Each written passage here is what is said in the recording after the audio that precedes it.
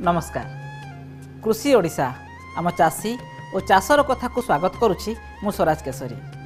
कृषि होउछि आम जीवन जीविकार प्रधान अवलंबन। कृषक आमर अन्नदाता। जनता पेट को दाना जगाए कृषक। मुंड झाड़ तुंडरे मारी देशवासी पेट कथा चिंता करे आम कृषक। विश्वर भार निज कांधरे बोही सभी मुहरे हस फुटाए। बरसक 12 मासरे खेतर खटी अमृत फलाए। कृषकर अक्लांत परिश्रम रे सबुजिमारे भरी जाए ए धरापृष्ठ। आ भारत माटी रे हसी उठे सुनार फसल। एते अवदान परे भी आम देश रे कृषि और कृषक बहुत पछरे। आजिर आधुनिक जुगरे देशवासी सबु क्षेत्र रे शीर्ष को छुईलेनी। हेले देशर कृषि रे एजाए भी आसी नाही उन्नति। देखिबाकू गले समयर गति रे आम मूल जीविकार उन्नति आसिया परिवर्ते आसीची अवनति। हेले एबे कृषि क्षेत्र में देखा मिली नुआ धारा। देशर कृषि को सशक्त करने आगे आसचंती आम शिक्षित युवगोष्ठी। सेमानक योगदान देशर कृषि भित्तिभूमि को पूर्वठारु आहुरी सुदृढ़ करने नहीं आशा संचार होईछि।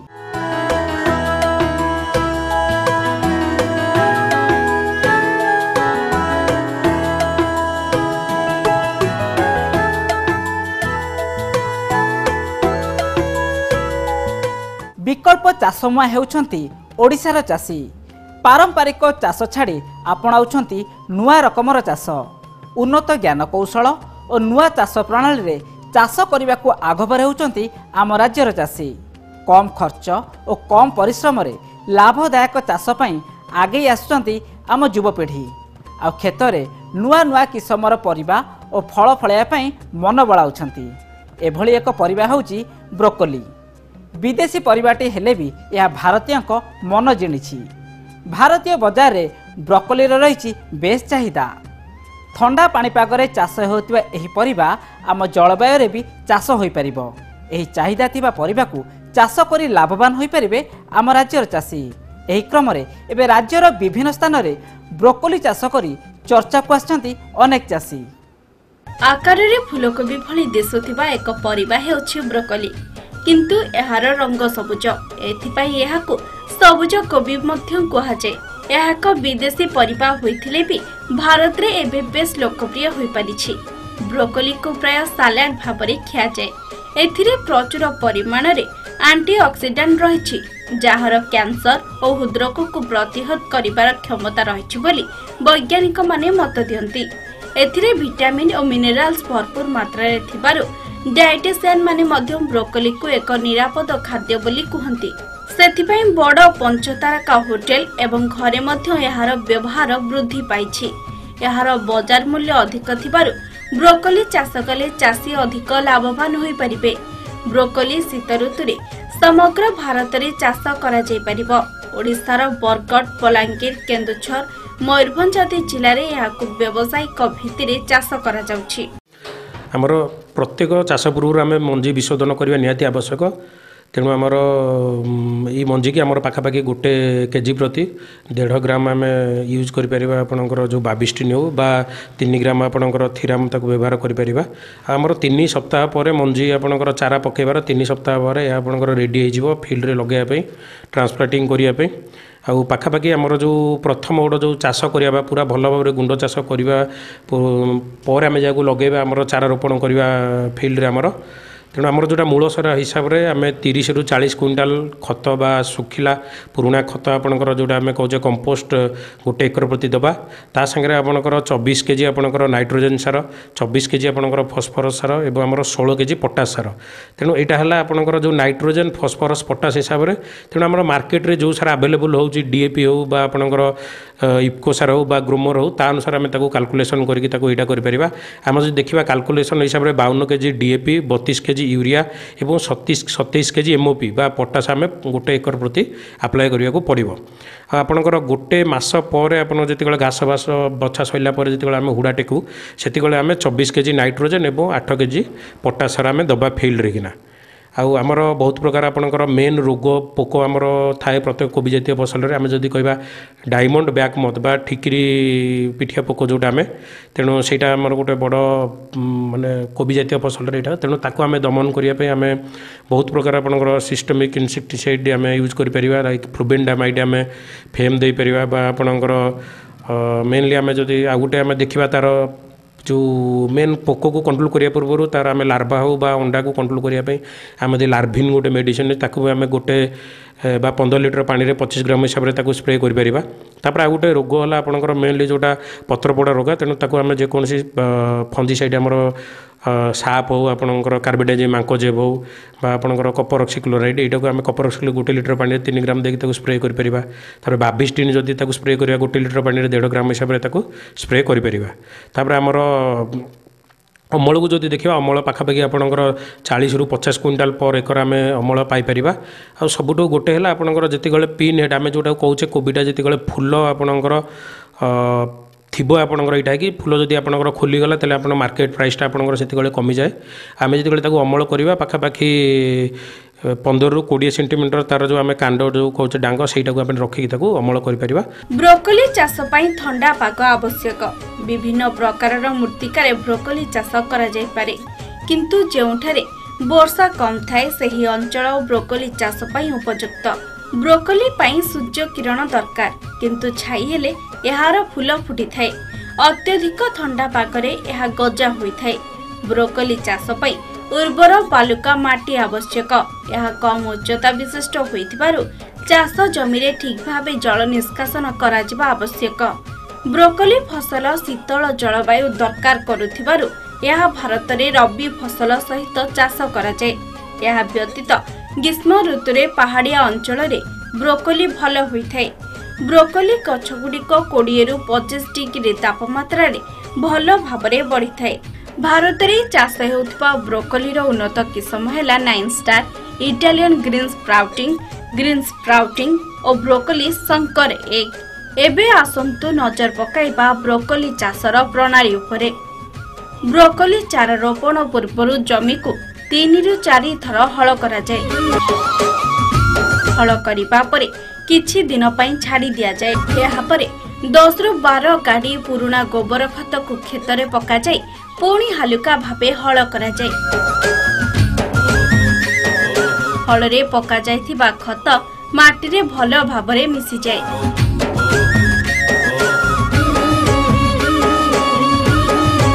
यार किछि दिन परे खेत को पुणी थरे भल भावे हल करा जाय पोटा द्वारा खेत को समतल करा जाय एही हेक्टर को 400 ରୁ 500 ग्राम मंजी आवश्यक हुए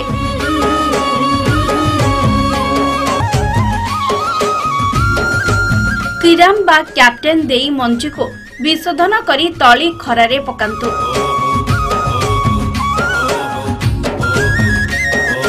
तली पकाइबार 1.5 मास भितरे तली गुड़िक मुख्य क्षेत्र लगाइबा को उपयुक्त होई जांती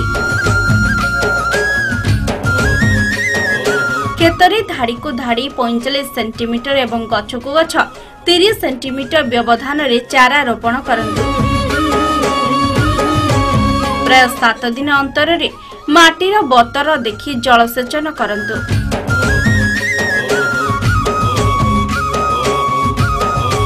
जलसेचन समय रे ब्रोकोली मुंड को ओदा हेबा को दियंतु नहीं कारण या फसल बढ़ी पारे क्षति पहुंचाई थाए ब्रोकोली पाई हेक्टर प्रति 84 किलोग्राम जबक्षारजान 50 किलोग्राम फॉस्फोरस एवं 50 किलोग्राम पोटास प्रयोग करंतु ब्रोकोली रो फूल गुड़िक गाढ़ सबुज तथा बांधी हेबा परे अमल करंतु विलंबरे अमल कले ब्रोकोली हलदिया पड़िबा सह फूल गुड़िक ढिला होई जाय निर्दिष्ट समय रे अमल कले अधिक अमल मिले हेक्टर पिछा 100 ରୁ 150 क्विंटाल ब्रोकोली उत्पादन होइथाय प्रति एकर रु प्राय 30 ରୁ 40 हजार टंका पर्यंत लाभ मिलिथाय ब्रोकोली चाष हेउछि आयर एक उत्तम उत्स कारण ब्रोकोली एवं एहार बाजार संपर्क रे अल्प केते जन कृषक ही जानिछंती भारत रे एबे एही परिवार बेस चाहिदा वृद्धि पाइछि अन्य पक्षे पनिपरिबा चाष पई कृषि विभाग पक्षरु मध्य सब्सिडी व्यवस्था रहिछि चाषी जदि एही फसल चाष करती तेबे भल रोजगार करने सह अन्य माननकु रोजगारक्षम कराइबारे सहायक होई परिबे। सेटा हमर ब्रोकोली पे हमर जो अच्छी आमर शंकर जातीय पनीपरिया चाष पे आमर एकर को 8,000 टंका आम सब्सिडी कर चाषी की आमर कार्यालय आपणकर जो मंजीर जीएसटी बिल देवाक पड़ो तापर मंजीर खोलपा जो देलापर आमर फील्ड वेरिफिकेशन है चाषी अकाउंट को डीबीटी मध्यम अकाउंट को पैसा एकर को 8,000 हिसाब से छड़ा केतेबेले प्राकृतिक दुर्विपाक तो केतेबेले पानी और बिहन समस्या चाषीर स्वप्न को उजाड़ी दिए। चाषीर दिन रातिर परिश्रम को धूलिसात कर पकाए आ चाषी आखिरे दे जाए लुह। एबे धान रे लागिथिबा चकड़ा रोग हजेई देइछि चाषी आखिरु निद। चाषी मुंडरे पड़िछि चड़क। एहाकु नै चिंतारे आम राज्यर चाषी भाई तेबे केमिति करिवे चकड़ा पोकर परिचालना ए संक्रांत रे जानिबा। चाषी उपरे दाउ साजुछि चकड़ा पोक। खेतरे हसुथिबा धान रे चरी जाउछि एई चकड़ा पोक। उजुड़ी जीवाकु बसिछि वर्षकर परिश्रम। ओडिशा रे पूर्वरु पश्चिम उत्तरु दक्षिण सबुठी देखा जाउछि एई चकड़ा पोकर प्रादुर्भाव। आ लगाण वर्षा और पवन सुअरे माड़ी चलीछि एई चकड़ा। गोटे जिल्लारो अन्य जिल्लाकु आखि पिचुड़ाके डेउछि एई चकड़ा पोक। एनै हताश और निराश हेबे चाषी कूल। चाषीक मध्यरे पड़िछि भाळेनी। तेबे चकड़ा दाउरु किपरि निज फसल को सुरक्षित रखिबे आसंतु नजर पकाइबा। कृषि ओडिशार भात हांडी। ओडिशार पाखापाखि 70 भाग लोक चाषबास उपरे निर्भर करती। ओडिशार विभिन्न ऋतुरे विभिन्न चाष करा जायथिले भी धान हेउची प्रमुख चाष। मुख्यतः खरीफ ऋतुर आरंभरे धान चाष करा जायथाय। तेबे केतेक क्षतिकारक कीट एहार उत्पादन ह्रास कराई थांती। वर्तमान समय धान फसल रे चकड़ा पोक एक मुख्य चिंता भाबे उभा होईची। ओडिशार बालेश्वर, भद्रक, नवरंगपुर और गजपति भली जिल्ला रे एभली कीट बहुल भाबरे वित्पात करि चलीछि। चाषी भाईक मुंडरे एबे चकड़ा चिंता। किपरि पोक दाउरु फसल को सुरक्षित रखिबे से नै चाषीर दुर्दशा बढ़ी जाईची। धानर एक प्रमुख उत्पादन ह्रासकारी कीट भाबे चकड़ा पोक बेस जनाशुना। कृषि विज्ञान रे एहाको ब्राउन हपर प्लांट कहा जाए। कृषि वैज्ञानिक मतरे खरीफ धान रे साधारणतः सेप्टेम्बर रु अक्टोबर रे चकड़ा पोक देखा जायथाय। मध्यम धरणर वर्षा तथा अधिक आर्द्रता रहिले एही पोक अधिक लागे। अधिक पवन हेले गोटिए बिलरु अन्य बिलकु पोक सहजरे जाइपारे। पूर्णांग कीट गुड़िक माटिया रंगर एवं छोट और लंबा डेणिया होइथांती। धान कियारी रे मध्य भागरु एही पोक आक्रमण आरंभ होइथाय। क्रमे एहा हिड पर्यंत माड़ी आसे। एही पोक लागिले ताहार शरीररु निर्गत रस कांडरे लागि जाई कला फिंपी मारी जाए। आक्रांत धान गछर केंडारे थिबा धान अगाड़ी होई गछ सबु सुखी जाए। एही पोक गुड़िक गहलिया धान बुदा गुड़िकर धान मूल निकटरे जल को लगी बहु संख्यारे मेंचा मेंचा होई रही थांती। पूर्णांग पोक बादामी रंगर लंबा डेणायुक्त पोक धान गछर मूल निकटरे लागी रहंती। एमाने मेंचा मेंचा होई रहिबाकू पसंद करिथांती। चकड़ा पोक आमर धान जेतले पुटुरा ही जाउची वेजिटेटिव ग्रोथ ही गला परे जेतले पानिकली निशेषण होउची केंडा जेतले बाहरुची सेतेबेले धान रे गुंडी पोक लागंती ताकू माटिया गुंडी पोक कह जाए। सेटा चकड़ा चकड़ा एक लागुथार ताकू चकड़ा पोक मध्य कहंती। किंतु एटी आमर Kamakhyanagar sub division Kamakhyanagar block रे सेमती चकड़ा पोक लगियार कोठी एपर्यंत आम पाखे रिपोर्ट नहीं। जोटी चकड़ा पोक लगे से हुड़ाठू 2-3 मीटर छाड़ी भितर चकड़ा चकड़ा एक लगती। तेणु जो चाषी भाई मैंने अधिका यूरिया सार व्यवहार करती सेठी चकड़ा पोक देखा सेठी चकड़ा पोक विशेष कर देखा जाए। चकड़ा पोकर प्रादुर्भाव रोइबा ठारू धानर पिल आसिबा किंबा गर्भावस्था ठारू मा पत्र बाहरिबा परे परे होइथाय। एहा फसलर अनेक क्षति घटाई थाए। निराकरण व्यवस्था को निया नगले चाषी माने क्षतिग्रस्त होइथांती। बुदा प्रति 5 रु 10 टी पोक और ता ठारू अधिक संख्यारे पोक देखागले निश्चित रूपे विभिन्न परिचालना व्यवस्था ग्रहण करी फसल को सुरक्षा देबा दरकार।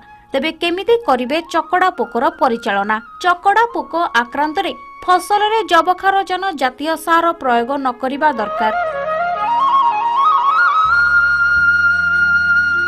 चकड़ा कीट आक्रांत जमी रे एक किसम को द्वितीय थर व्यवहार करंतु नाही। सहनशील किसम यथा गोदावरी, कृष्णा भेनी और चैतन्य व्यवहार करने आवश्यक। धान जमीर मझी भागरे कंदी करंतु। एहा द्वारा उपयुक्त सूर्यालोक मिल पारिबा सह आर्द्रता नियंत्रण होई पारिबो। जमीरु अनाबना घास उपाड़ी दियंतु।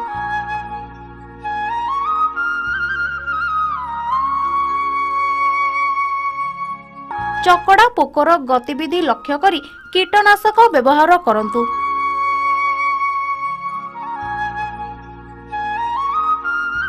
गछर तल भागकु कर्बोफ्यूरान दाना एकरकु 10 किलोग्राम, एसिफेट 1 लिटर पानी रे 15 किलोग्राम मिसाई 3 रु 4 थर स्प्रे करंतु। एहा सह गोटिए कीटनाशक को बारंबार व्यवहार न करिबा एवं धान अमल उपयोगी होइथिले कीटनाशक प्रयोग न करिबा उचित।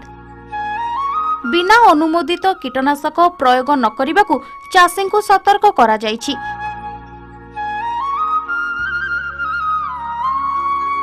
सकाळ बेला बा अपराह्न रे यह सिंचन करंतु।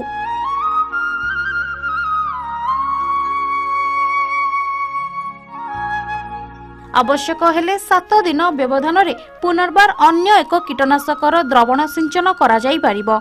एभली करागले पोक वंश वृद्धि न घटी पोक आक्रमण सीमित रही परिबो।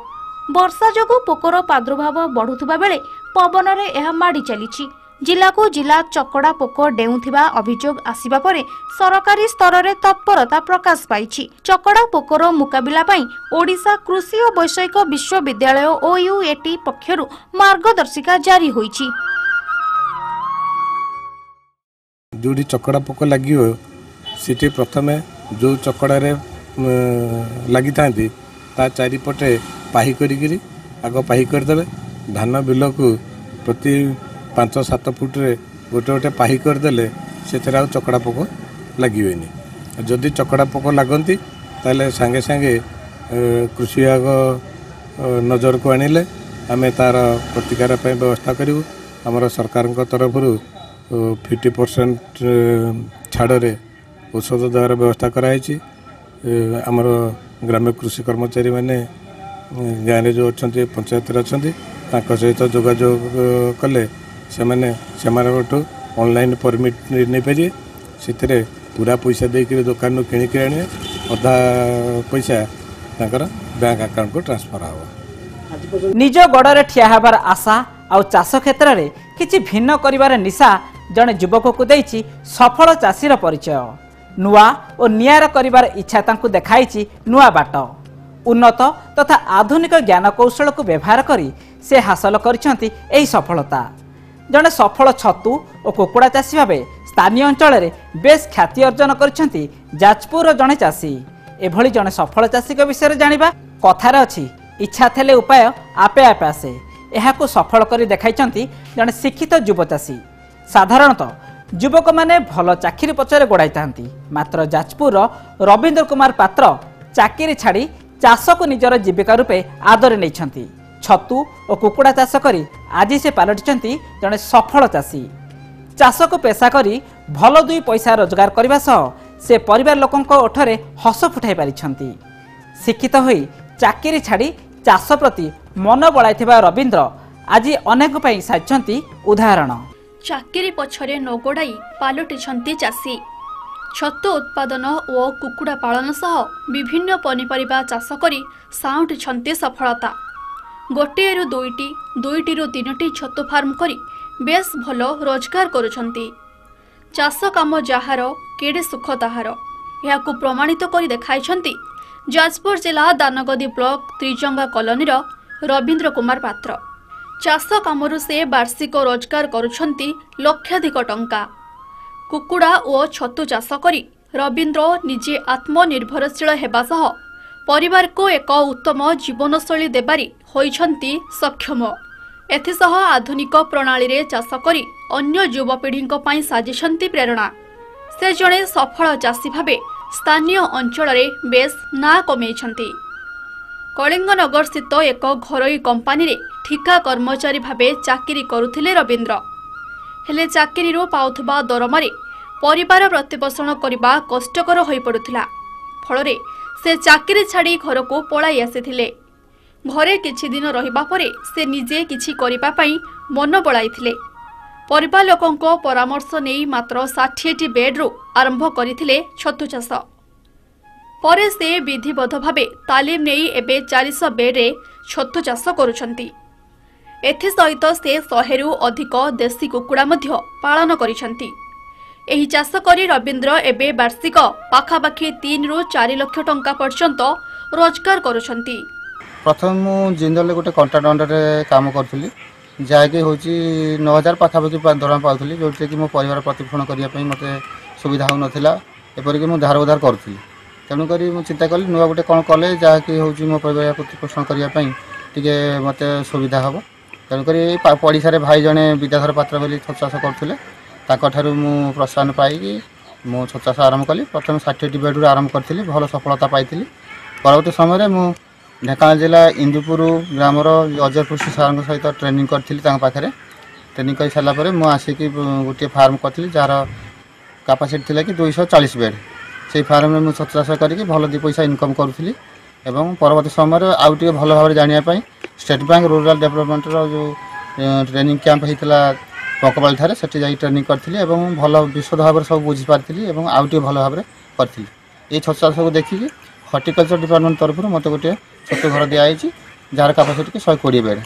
এই 2ଟି ଫାର୍ମକୁ ନେଇକି ମୁଁ ମାସକୁ ପ୍ରାୟ 400ରୁ 450 ବେଡ୍ ପକାଉଛି ଏବଂ ସେଥିରୁ ମୁଁ 18ରୁ 20 ହଜାର ଭିତରେ ଇନକମ୍ କରୁଛି। ତା ସହିତ ମୁଁ ପାଖାପାଖି 100 ଦେଶୀ କୁକୁଡ଼ା ରଖିଛି। ସେଥିରୁ ମଧ୍ୟ ମୋର ଗୋଟିଏ ହେଉଛି ବିକ୍ରି କରେ ଦେଶୀ କୁକୁଡ଼ା 400 ଟଙ୍କା କେଜି ଏବଂ ଅଣ୍ଡା ଯିଏ ନିଏ 20 ଟଙ୍କା ଗୋଟାରେ ତାଙ୍କୁ ବିକ୍ରି କରେ।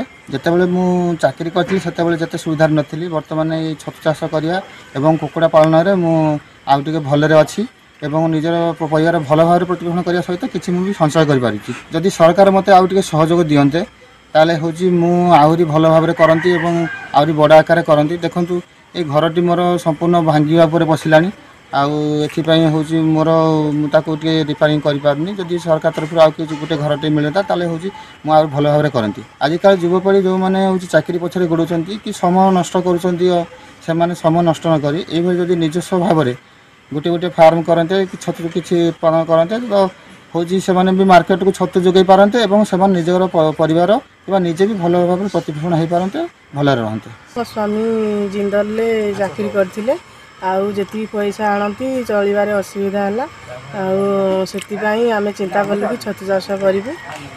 ମୋ ସ୍ୱାମୀକି ମୁଁ କହିଲି କି ଆମେ ଛତୁ ଚାଷ କରିବା, ଆଉ ସେଇଠୁ ଛତୁ ଚାଷ କରୁଛୁ।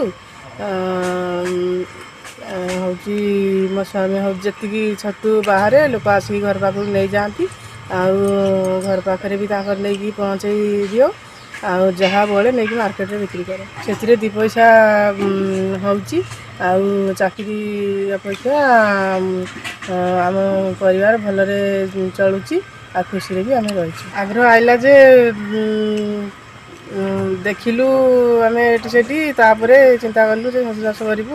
ଆଉ ଅନ୍ୟମାନେ ବି ଆସନ୍ତି ଛତୁ ଚାଷ ଦେଖିକି ଯାଉଛନ୍ତି। ମୋ ସ୍ୱାମୀ ବି ତାଙ୍କୁ ଟ୍ରେନିଂ ଦିଅନ୍ତି, ଆଉ ଦାନଗଜି ହର୍ଟିକଲଚରରେ ଯାଇକି ଅଫିସରେ ଟ୍ରେନିଂ ଦିଅନ୍ତି।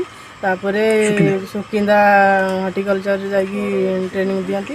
ସିଏ ଏଠିକି ସେଠିକି ଯାଉଛନ୍ତି, ଟ୍ରେନିଂ ଦେଇକି ଆସୁଛନ୍ତି, ସେ ଗୋଟେ ଟ୍ରେନର। ସବୁଠୁ ଭଲ କଥା ହେଲା ଯେ ଆମେ ଚାକିରି ଛାଡ଼ି ଛତୁ ଚାଷ କରୁଛୁ, ଆଉ ଭଲରେ ରହିଛୁ, ଭଲରେ ଖୁସିରେ ରହିଛୁ। ତା ଭିତରେ ବି କୁକୁଡ଼ା ଚାଷ କରୁଛୁ, 100 ପାଖାପାଖି କୁକୁଡ଼ା ଅଛନ୍ତି, ଆଉ ଦେଶୀ କୁକୁଡ଼ା ଯେଉଁମାନେ ଛତୁ ପାଇଁ ଆସୁଛନ୍ତି ସେମାନେ ବି ନେଉଛନ୍ତି, ଆଉ ସେଥିରେ ବି କିଛି ଲାଭ ପାଉଛୁ। ବଜାରରେ ରବୀନ୍ଦ୍ରଙ୍କ ଫାର୍ମ ଛତୁର ବେଶ୍ ଚାହିଦା ମଧ୍ୟ ରହିଛି। ପ୍ରତିଦିନ ସେ ପ୍ରାୟ 40 କେଜିରୁ ଅଧିକ ଛତୁ ଉତ୍ପାଦନ କରୁଛନ୍ତି, ଯାହାକୁ ସେ 160 ଟଙ୍କା କେଜି ପ୍ରତି ବିକ୍ରି କରୁଛନ୍ତି। ବର୍ତ୍ତମାନ ରବୀନ୍ଦ୍ର ନିଜ ଅଞ୍ଚଳ ସମେତ ଜିଲ୍ଲା ବାହାରକୁ ଏଠାରୁ ଛତୁ ପଠାଇ ମାସକୁ 18ରୁ 20 ହଜାର ଟଙ୍କା ରୋଜଗାର କରିପାରୁଛନ୍ତି। ସେହିପରି ତାଙ୍କ କୁକୁଡ଼ା ଫାର୍ମରୁ କୁକୁଡ଼ା ଓ ଅଣ୍ଡାର ବି ବେଶ୍ ଡିମାଣ୍ଡ ରହିଛି। ସ୍ଥାନୀୟ ଅଞ୍ଚଳର ସ୍କୁଲ ଓ ଅଙ୍ଗନୱାଡ଼ି କେନ୍ଦ୍ରକୁ ମଧ୍ୟ ଏଠାରୁ ଅଣ୍ଡା ଯୋଗାଇ ଦିଆଯାଉଛି। ଛତୁ, କୁକୁଡ଼ା ତଥା ଅଣ୍ଡା ବିକ୍ରି କରି ଏବେ ବେଶ୍ ଲାଭବାନ ହେଉଛନ୍ତି ରବୀନ୍ଦ୍ର। ଚାଷ କରି ରବୀନ୍ଦ୍ର କେବଳ ନିଜେ ସ୍ୱାବଲମ୍ବୀ ହୋଇଛନ୍ତି ତା ନୁହେଁ, ସେ ତାଙ୍କର ଆର୍ଥିକ ଅବସ୍ଥାକୁ ମଧ୍ୟ ସୁଧାରି ପାରିଛନ୍ତି। ବୁଦ୍ଧି ଥିଲେ ଉପାୟ ବଳେ ଆସେ। ଶିକ୍ଷିତ ହୋଇ ଚାକିରି ପଛରେ ନ ଗୋଡ଼ାଇ ଚାଷ କରି ନିଜର ଜୀବିକା ନିର୍ବାହ କରି ଅନ୍ୟକୁ ରୋଜଗାର ଦେଇପାରୁଛନ୍ତି ରବୀନ୍ଦ୍ର। ଶିକ୍ଷିତ ରବୀନ୍ଦ୍ର ନିଜ ସ୍ୱାଭିମାନକୁ ନେଇ ଜଣେ ସଫଳ ଚାଷୀ ହୋଇ ଅନ୍ୟମାନଙ୍କ ପାଇଁ ସାଜିଛନ୍ତି ଉଦାହରଣ। ଆଜିର ଯୁବପିଢ଼ି ଚାକିରି ପଛରେ ନ ଗୋଡ଼ାଇ ଆତ୍ମନିର୍ଭରଶୀଳ ହେବାକୁ ସେ ଆହ୍ୱାନ ଦେଇଛନ୍ତି। ଯାଜପୁର ରୋଡରୁ ଭାଗୀରଥୀ ନାଥଙ୍କ ରିପୋର୍ଟ, MBC TV। ଆମେ ବହୁତ ଉତ୍ସାହିତ। ଆମେ ଘର ପାଖ ପଡ଼ୋଶୀ ପ୍ରାୟ ଟାଇମ୍ ତାଙ୍କ ଘର ପାଖକୁ ଆସୁ, ଆସିକି ଛତୁ ସେମାନେ କେମିତି ପକାନ୍ତି କ'ଣ କରନ୍ତି ଦେଖିକି ବି ଶିଖୁ କିଛି। ଆମେ ବି ଭାବୁଛୁ ଛତୁ ମାନେ ଘରେ ବସିକି କିଛି ରୋଜଗାର କରିବୁ ବୋଲି। ଆଉ ତାପରେ ସେ ବି ବହୁତ ପରିଶ୍ରମ କରୁଛନ୍ତି। ରାତି 4ରୁ ରାତି 9ଟା ପର୍ଯ୍ୟନ୍ତ ସେ ଖଟୁଛନ୍ତି। ଆଉ ସେ ଚାକିରି ଫାଷ୍ଟ କରିଥିଲେ, ଚାକିରି ଛାଡ଼ିକି ଏବେ ଛତୁ ଚାଷ କରୁଛନ୍ତି। ଆଉ କିଛି ସେମିତି ମାନେ ଫ୍ରେଶ୍ ଛତୁ ବିକୁଛନ୍ତି, ଲୋକ ବି ଆସି ଘର ପାଖରୁ ନେଇଯାଉଛନ୍ତି। ଫ୍ରେଶ୍ ଛତୁ କଲା ଭିତରେ ବହୁ ଲୋକ ବି ଆସୁଛନ୍ତି ତାଙ୍କ ଘର ପାଖକୁ, ସେ ବି ବେଳେବେଳେ ନେଇକି ଦୋକାନୀକି ବୁଝିକି ବିକନ୍ତି। ତାପରେ ଆଉ ଏଇଭଳିଆ କରନ୍ତି। ତାପରେ ତାଙ୍କ ପରିଶ୍ରମ ଅନୁଯାୟୀ ଗଭର୍ଣ୍ଣମେଣ୍ଟ କିଛି ଯଦି ଅଧିକ ସାହାଯ୍ୟ କରନ୍ତା, ସେମାନେ ଆଉ ଟିକେ ଉନ୍ନତି କରନ୍ତେ। ଆମେ ବି ଭାବୁଛୁ କରିବୁ ବୋଲି ଆଶା କରୁଛୁ ଯେ ଆମେ ଛତୁ ଚାଷ କରିକି କିଛି ସେମିତି ଉନ୍ନତି କରିପାରିବୁ। ଆଉ ଆମେ ଦେଖିବାକୁ ପାଉଛୁ ଆଜିକୁ 5 ବର୍ଷ ହେଲା। ଆଉ ରବୀନ୍ଦ୍ର ଭାଇ ଯେତିକି ବି ମାନେ ପରିଶ୍ରମ କରିକିରି ତାଙ୍କ କୁଟୁମ୍ବ ସେ ନିଜେ ପୋଷୁଛନ୍ତି, ଆଉ ବି କିଛି ବାଲାନ୍ସ ବି ରଖୁଛନ୍ତି।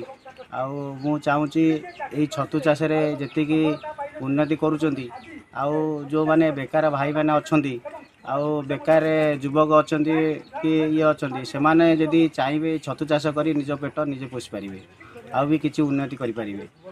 ଆଉ ରବୀନ୍ଦ୍ର ଭାଇ ବି ଚାକିରି କରିଥିଲେ, ଚାକିରି ଛାଡ଼ିକିରି ଏଇ ଯେଉଁ ସଂସ୍ଥାରେ ପଶିଛନ୍ତି। ମୁଁ ତ ତାଙ୍କୁ ମାନେ ବହୁତ ଧନ୍ୟବାଦ ଦେବି। ଯାହା ହଉ ତାଙ୍କ ନିଜ ପରିବାର ସେ ନିଜେ ପୋଷିକି ବି କିଛି ବାଲାନ୍ସ କରିପାରୁଛନ୍ତି। ଆଉ କିନ୍ତୁ ଏତିକି ମୁଁ ସରକାରକୁ ବିନତି କରିବି, ଯଦି ସରକାର କିଛି ରବୀନ୍ଦ୍ର ଭାଇ ପାଇଁକା କିଛି କରିବେ, ଆଉ ସିଏ ଆଗକୁ ଆହୁରି ବି ବଢ଼ିପାରିବେ। ଘଞ୍ଚ ବନାନୀ, ଉର୍ବର ମୃତ୍ତିକା ଓ ପ୍ରଚୁର ଜଳ ସମ୍ପଦରେ ଭରା ଆମ ଦେଶ। କୃଷି ଓ କୃଷକର କଥା ଗାଏ। ତେବେ ସମୟ ସ୍ରୋତରେ ମଣିଷ ଜୀବନ ଧାରାରେ ପରିବର୍ତ୍ତନ ଆସିବା ସହ କେଉଁଠି ନା କେଉଁଠି ଅବହେଳିତ ହୋଇପଡ଼ିଛି ଆମ କୃଷି। ମଣିଷର ଏହି ଅବହେଳିତ ମନୋଭାବ ଆମ ଦେଶର କୃଷି ଓ କୃଷକଙ୍କୁ ପଛକୁ ଟାଣୁଛି। ତେବେ କୃଷିରେ ଉନ୍ନତି ଆସିଲେ ଯାଇ ଦେଶର ବିକାଶ ସମ୍ଭବ ହେବ। ଏହି କ୍ଷେତ୍ରରେ ଦେଶବାସୀଙ୍କ ମିଳିତ ଯୋଗଦାନ ହିଁ ଗାନ୍ଧୀଙ୍କ ସୁନାର ଭାରତ ସ୍ୱପ୍ନକୁ ସାକାର କରିପାରିବ। ତେଣୁ କୃଷି ଓ କୃଷକର ଅଗ୍ରଗତିକୁ ପ୍ରୋତ୍ସାହନ ଦେବାର ଏବେ ସମୟ ଆସିଛି। କୃଷି ଉତ୍ପାଦନ ବୃଦ୍ଧି କରି ଜାତୀୟ ସ୍ତରରେ ପହଞ୍ଚାଇବା ସହ କୃଷିକୁ ଏକ ଲାଭଦାୟକ ବ୍ୟବସାୟରେ ପରିଣତ କରିବା ପାଇଁ ଦେଶର କୃଷକଙ୍କ ମନୋବଳକୁ ସୁଦୃଢ଼ କରିପାରିଲେ ଆମ ଦେଶ ବିଶ୍ୱସ୍ତରର ଶୀର୍ଷକୁ ଛୁଇଁପାରିବ ନିଶ୍ଚିତ। ଯଦି ଆପଣ ଜଣେ ଚାଷୀ ଆଉ ଚାଷ ସମ୍ବନ୍ଧୀୟ କିଛି ଜାଣିବାକୁ ଚାହାନ୍ତି, ତେବେ ଆପଣ ଆମ ସହ ଯୋଗାଯୋଗ କରିପାରିବେ। ଆଉ ଆପଣ ଯଦି ଜଣେ ସଫଳ ଚାଷୀ, ତେବେ ଆପଣଙ୍କ ଚାଷ ସମ୍ପର୍କୀୟ ଅନୁଭୂତି ଆମ ସହ ବାଣ୍ଟି ପାରିବେ। ଆମ ହ୍ୱାଟ୍ସଆପ୍ ନମ୍ବର ହେଉଛି 6370887422ରେ ମେସେଜ କରିପାରିବେ। ଆଜିର ଯୁବପିଢ଼ି ନୂଆ ନୂଆ ଟେକ୍ନୋଲୋଜି ମାଧ୍ୟମରେ ବିଭିନ୍ନ ପ୍ରକାର ଚାଷ କରି ଆତ୍ମନିର୍ଭରଶୀଳ ହେବା ସହ ଅନ୍ୟକୁ ବି ରୋଜଗାରକ୍ଷମ କରିପାରୁଛନ୍ତି। ତେବେ ଆଜି ତ ସମୟ ହୋଇଛି, ବିଦାୟ ଦିଅନ୍ତୁ। କୃଷି ଓଡ଼ିଶା ଆମ ଚାଷୀ ଓ ଚାଷର କଥା କାର୍ଯ୍ୟକ୍ରମକୁ ଏଇଠି ରଖୁଛୁ। ନମସ୍କାର।